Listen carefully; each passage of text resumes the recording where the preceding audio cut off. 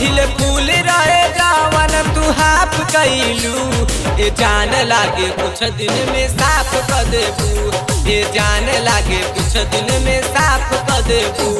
फूल कपड़ा लंगोटा के नाप कर देबू फूल कपड़ा लंगोटा के नाप कर देबू ए जान लागे कुछ दिन में साफ कर देबू ए जान लागे कुछ दिन में साफ कर देबू।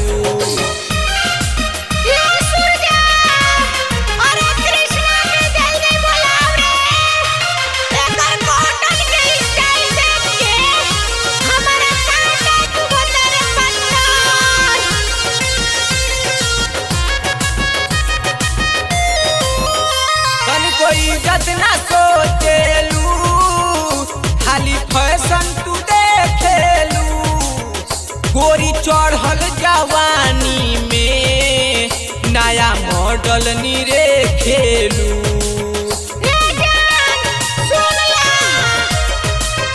कभी कोई इज्जत ना सोचेलू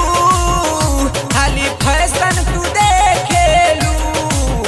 गोरी चढ़ल जवानी नया मॉडल नीरे खेलू रे झरेला हो खेल के खेला हो कितना लइकन के जिंदगी ब्लॉक कर देबू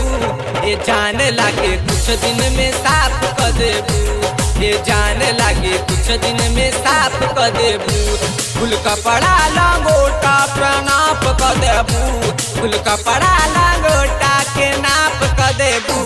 ये जान लागे कुछ दिन में साफ कर देबू ये जान लागे कुछ दिन में साफ कर देबू।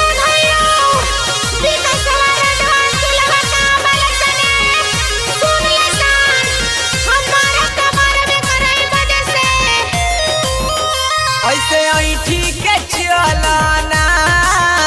गर्मी झाड़ देब देही के काहे बुझेलू बाचा हो जान संजय सनेही के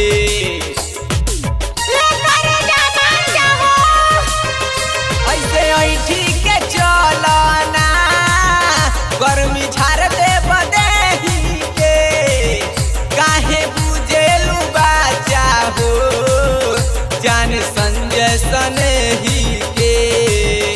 अमृतेश के हरितेश के व्यास देव व्रत के सपना के राख कर देबू ये जान लागे कुछ दिन में साफ कर देबू ये जान लागे कुछ दिन में साफ कर देबू फूल कपड़ा लंगोटा के नाप कर देबू फूल कपड़ा लंगोटा के नाप कर देबू ये जान लागे कुछ दिन में साफ कर देबू।